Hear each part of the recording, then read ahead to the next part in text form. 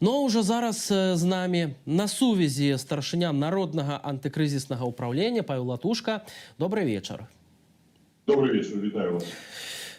Спадар Павел, як вы ставіцеся да гэтай заявы беларускага саюзу журналістаў пра тое, што плынь нелегальных мігрантаў з Беларусі у Літву, а яшчэ магчыма і ў Польшу будзе павелічана да такіх лічбаў як 5000, там 10 і гэтак далей. То бок фактычна такая папярэджанне нашым заходнім суседзям аб тым, што ўсё для іх толькі пачынаецца. По-перше, з абсолютно верагодных крыніц мы атрымалі інфармацыю аб тых акцыях, якія ажыццяўляюцца зараз на мяжы з Літвой. Мы ведаем таксама публічную заяву Лукашенка, якую ён зрабіў яшчэ 26 мая, што ён у рэакцыі на дзеянні Еўрапейскага Саюза перастае весці барацьбу з нелегальнымі мігрантамі. Но гэта адзін бок тэзіса, а другі бок тэзіса, што ён фактычна пачаў арганізоўваць наплыв нелегальных мигрантов на территорию Европейского Союза. Организатором является особисто он, координуя эту спецоперацию Виктора Лукашенко, его сын. Реализуется эта операция при уделе КДБ, зразумела, Державного пограничного комитета и специального подразделения ОСАН. Это отдел специальных операций, які існує спецподразделение, которое было створено еще в 1993 году в рамках пограничного комитета. Менавіта мэтай дзейнасці гэтага подразделения з'яўляецца менавіта барацьба з нелегальнай міграцыяй. Вось сёння яны фактычна забяспечваюць реализацию гэтага проекта, назовем так. Першы этап планавалася завершить до 3 ліпеня, и мы бачым, что уже больше за 1100 нелегальных мигрантов перасеклі мяжу з Літвой. У гэтым першым этапе планавалася зрабіць канфліктную сітуацыю на мяжы. Мы бачылі, што менавіта учора адбылася канфліктная сітуацыя пры перасячэнні мяжы з літоўскімі пагранічнікамі. Таксама у тым лагеры, где мы знаходзіцца на літоўскім баку, таксама уже выбухнуў аднойчы канфлікт. На другім этапе ведаем, што гэта ажыццяўляецца іракскімі авіялініямі. Грамадзяне Іраку, Блізкага ўсходу прыязджаюць у Беларусь, у аэрапорт Мінск, атрымліваюць візы на запрашэнне прадпрыемства «Цэнтр Курорт», кіраўніцтва справамі нелегітымнага, і пазней перамяшчаюцца да мяжы. Так што ўсё гэта спланаваная аперацыя. Вось першы этап прайшоў. Зараз будзе другі этап. І па тых звестках, які мы маем з наших крыніц Державного пограничного комитета Беларусі, ёсць сумленныя афіцеры, даволі высокапастаўленыя, які нам кажуць, што на працягу другого этапу плануецца канцэнтрацыя на мяжы каля 1000 чалавек, каб яны адначасова спрабавалі перасечь мяжу. Магчыма, гэта будуць і іншыя краіны, не толькі Літва, а таксама Латвія, Польша і Украіна. Не трэба выключаць і такога сцэнара развіцця падзей. Фактычна ў гэтых групах знаходзяцца не толькі нелегальныя мігранты, якія шукаюць лепшага жыцця у Еўрапейскім Саюзе, назовем гэта так, але таксама і асобы, які ўдзельнічалі ў баявых дзеяннях на тэрыторыі Блізкага ўсходу, у тым ліку і на тэрыторыі Ірака і Афганістана. Мы можем таксама думаць аб тым, што сярод тых грамадзянаў, якія перасякаюць мяжу, ёсць грамадзяне Беларусі, якія дэ-факта з'яўляюцца, дэ-юра з'яўляюцца супрацоўнікамі спецыяльных службаў Беларусі для рэалізацыі спецыяльных аперацый ўжо на тэрыторыі самого Еўрапейскага Саюза. Так што мы па факце бачым, што Лукашенко і яго рэжым арганізуюць злачынства, якое караецца ў адпаведнасці з крымінальным кодексам Беларусі 7 гадамі пазбаўлення волі. І я хацеў бы звярнуцца да афіцэраў менавіта гэтага падраздзялення ОСАН. Ваша мэта весці барацьбу з нелегальнымі мігрантамі, а зараз вы займаецеся коордынацыяй арганізацыі нелегальнай міграцыі. Кожны з вас павінен разумець, што робіць злачынства, дзе ваше сумленне афіцэрскае. Ці сапраўды ў 93-м годзе, калісьці Геннадзь Невыглас ствараў гэтую падраздзяленне, пазней генерал Рачкоўскі кіраваў гэтым падраздзяленнем. Ці сапраўды, спадары генералы, ваши падначаленыя былыя і сённяшнія супрацоўнікі, сумленныя афіцеры, калі арганізоўваць падобныя дзеянні, парушаючы заканадаўства Беларусі. Ну і таксама парушаецца протокол супраць незаконнага ўвозу мігрантаў, Конвенція Арганізацыі Аб'яднаных Нацый по борьбе з арганізаванай злачыннасцю. Так што ўжо де-факто і парушэнне міжнароднага права. Ну і яшчэ трэці фактор – гэта парушэнне заканадаўства Літвы. Я думаю, что литовским уладам варто было бы разглядеть, но это их решение, мэтазгодность узбуджения криминальной справы по факте организованной злочинности и перемещения нелегальных мигрантов на территорию Европейского Союза. Спадар Павел, ці еўразвяз у такім сэнсе можа нейкім чынам адказаць рэжыму Лукашэнкі адпаведнымі, магчыма, захадамі, і калі так, то што гэта можа быць? Ну, я думаю, что я не настолько досконалый эксперт у гэтых пытаниях, какие захады может зрабіць Европейский Союз. Первое, что можно зрабіць, это можно поставить пытание в рамках этой конвенции, якую я узгадал, конвенции по борьбе с организованной трансграничной злочинностью.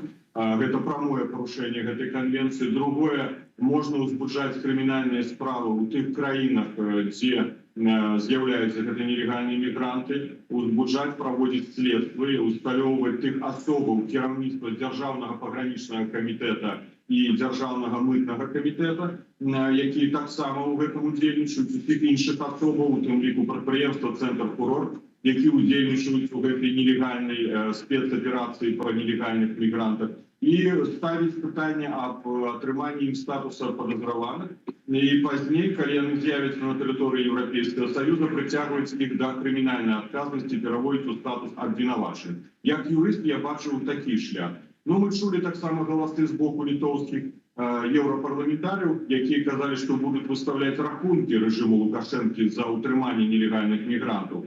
То, ну, гэта таксама магчыма, гэта можа быць і арыштаванне нейкай маёмасці Беларусі за мяжой ці нейкіх фінансавых аперацый, перапынення ў інтарэсах забеспячэння тых выдаткаў, якія зараз нясе Літва ў сувязі з гэтымі нелегальнымі мігрантамі. Гэта, дарэчы, адзін з крокаў, які зрабіў ужо де-факто зрабіў і працягвае рабіць Лукашэнка ў адносінах Еўрапейскага Саюза. Наступнае, што можа быць, гэта наркотики, организовывать перасылку наркотиков, менавіта з Афганистана, ну и, не дай Боже, ён же так само може використати ядерные материалы. Так что это абсолютно реальная погроза, ведаючы характер гэтага чалавека. Што яшчэ робіць рэжым? Мы бачым зараз вялікія чэргі на мяжы, і гэта адзін з элементаў контрсанкцый плана, які быў зацверджаны Лукашенко па прапановах усіх так званых зацікаўленых, у тым ліку міністра замежных спраў Макея. Гэта стварэнне чэргаў для большегрузных аўтамабіляў з таварамі Еўрапейскага Саюза, альбо якія накіроўваюцца для атрымання тавараў Еўрапейскага Саюза. Гэта адказ таксама Лукашенко Европы. Спадар Павел, ці вы абмяркоўвалі гэтае пытанне, вось гэтую праблему з нямецкім міністрам Гайка Маасам? Так, мы таксама закранули і гэтую тэматыку, гэтую праблему я абмяркоўваў і з дыпламатамі Польшчы, Міністэрствам замежных спраў, і таксама з дыпламатамі Літвы. І будзем гэтае пытанне абмяркоўваць наступным тыдні.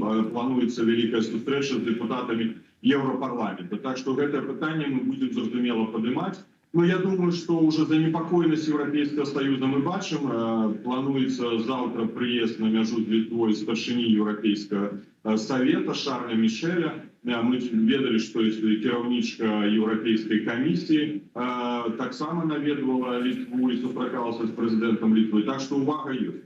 Что тычыцца ўжо міністра замежных спраў Германии, гэта была его инициатива, и это вельмі важно, что падчас знаходжання, кароткага знаходжання ў Варшаве, яго было толькі две сустрэчы, гэта з міністрам замежных спраў Польши, перамовы МЗС Польши, и другая сустрэча, гэта з прадстаўнікамі дэмакратычных сілаў, у якой я прымаў удзел разам з прадстаўнічкай координацыйнай рады, моей коллегой по прэзідыуму Ольгай Кавальковай і Алесем Зарубіком, кіраўніком Беларускага дома. І у нас адбылася даволі працяглая гутарка, вельмі змястоўная, вельмі канкрэтная.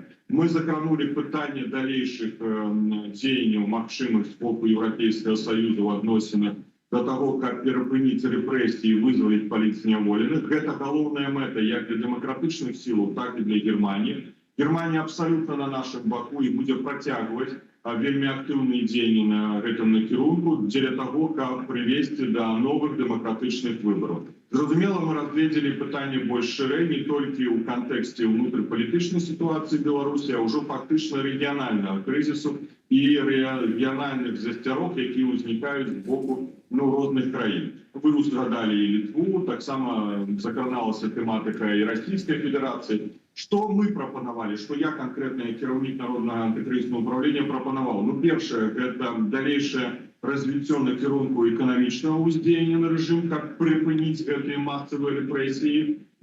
Пяты пакет санкцый. Мы асаблівую увагу я надаў пытанню прававога прэсінга, ціску на рэжым. Гэта тая крымінальная справа, якая зараз ідзе ў Германії. Зразумела, незалежнасць прокуратуры, суда ў Германії, але важна менавіта выкарыстоўваюць усе магчымыя палітычныя і прававыя перадусім сродкі, бо права галоўнае дзеля таго, каб прызнаць гэты рэжым тэрарыстычным, злачынным, каб прыцягваць да адказнасці ўсіх асобаў, якія здзяйсняюць злачынства на тэрыторыі Беларусі, а зараз уже пераходзіць на міжнародныя злачынствы, прыклад, з мігрантамі ў Літве. Гэта вельмі важная тэма. Тэма суверэнітэту падымалася. Я звярнуў увагу, што зараз ключавое пытанне для беларусаў, для беларускай дзяржаўнасці – гэта захаванне нашай незалежнасці, суверэнітэту і голас дэмакратычнага свету, Еўрапейскага Саюза і у прыватнасці Германії будзе для нас вельмі важным. Прасіў я, каб гэтая тэма таксама была закранута падчас магчымай сустрэчы канцлера Меркель і прэзідэнта США Байдена. Ці будзе закранута, пабачым, але такую просьбу я накіраваў, каб гэта было таксама тэмай абмеркавання сітуацыя ў Беларусі. Гэта таксама міжнародная... Я выбачаюся, але акурат вы закранули тему суверэнітэту. Я хацеў бы у вас запытацца вось наконт цікавай акалічнасці, бо Путін і Лукашенко стэлефаноўваліся на гэтым тыдні, і вось Лукашенко прапанаваў працягнуць інтэграцыю да 2030 года. Гэта што азначае, што Лукашенко будзе кіраваць Беларусію яшчэ як мінімум 9 гадоў, ці ён все ж таки так думае, што ён збіраецца кіраваць 9 гадоў? Я хотел бы запевнить вас и запевнить усіх наших глядачів, усіх тих, хто сумняється у нашій перемозі, що він не буде керувати гады. Питання вже вирішається і вирішається значно хутчэй. Конечно, терміни я не буду кидати, каб не уводити людей у туман, ці у нейкую надею неабгрунтаваную, але гэтае пытанне фактычна ўжо вырашана. Яно вырашана і ў Москве, і яно вырашана і на Захадзе. Пытанне, калі гэта адбудзецца, я думаю, што напэўна не на працягу гадоў. Што тычыцца, што зараз Москва робіць з Лукашенко, давайте паглядзім фактам у твар. Першае, мы памятаем яго візіт у Сочи. Візит у Сочи, калі яго прымусілі купацца ў 16 градусах у моры ў Чорным, каб атрымаць 500 мільёнаў. Ён гэта зрабіў. Двойчы Путін звяртаў увагу, і ён яго вельмі моцна прынізіў. Прынізіў яго ён таксама і гэтым інцыдэнтам з Ryanair'ом. Фактычна пасля гэтага Лукашенко не з'яўляецца абсалютна вітальнай асобай. Ён, у прынцыпе, ўжо не рукапажатнай, не ўводнай краіне дэмакратычнага свету, не ў Злучаных Штатах Амерыкі і іх саюзнікаў. То есть ён уже полностью сабе дезавуіраваў як асоба, як палітык, ён уже перастаў існаваць. І тое пытанне, вы ведаеце, якое задалі ў праграме «Россия-1» Пескову, праграма «Кремль», здаецца, называецца, ці чакаюць Лукашенко ў Крыме, і Песков сказаў, зразумела, конечно ж, мы чакаем у Крыме. Пазней з'явілася запрашэнне з боку кіраўніка так званага кіраўніка Крыму наведаць Лукашенку Крым. Ён расказаў, колькі тавараў беларускіх прадаецца ў Крыме, колькі беларусаў яны рады вітаць у Крыме. Гэта ему абсалютны намёк пасля візіту Патрушева. альбо ты будешь робить тое, что тебе кажут в Москве, альбо атрымаешь статус Крыма. Так что на яго ажыццяўляецца вельмі моцны ціск з боку Москвы. Зразумела, мы будем бачыць з вами рыторыку, что Россия с Беларусью, Россия с белорусским народом, а читать гэта трэба, что нібы с Лукашенко, а фактычна абсолютно іншыя падыходы реализуются зараз Москвой у дачыненні конкретно особы Лукашенко. Так а ці паедзе ён тады ў Крым, і калі паедзе, што гэта будзе значыць? Ну, цяжка мне адказаць на гэтае пытанне. Я думаю, что пожывем, побачым, да? Я ж не могу за яго адказаць. Цікава, Мы разумеем, что я, может, завершу, калі, конечно, нават уже гэтые закиды з пункту гледжання Москвы у адносінах да Лукашэнкі, яны будуць выклікаць вельмі негатыўную рэакцыю ў Киеве. А Киев, Украина з'яўляецца третьим, бадай жа другим партнёром по краінах, але третий, калі мы палічым Россию, Евросоюз, и третий Украина гандлёвым партнёром Беларусі. І значная частка нашего экспорту, вельмі критично важная частка экспорту ідзе ў Украіну. І калі гэта прывядзе до эскалацыі адносінаў яшчэ большай з Украінай, то у адносінах да рэжыма гэта будзе мець абсолютно уже вырашальныя наступствы. Ён пазбавіцца практычна ўсіх крыніцаў фінансавага ўтрымання сітуацыі ў краіне. Ён уже і так фактычна гэтага пазбаўлены. Дзякую вам вялікі за гэтую размову. Павел Латушка, старшыня народнага антыкрызіснага управлення, быў з намі на відэасувязі.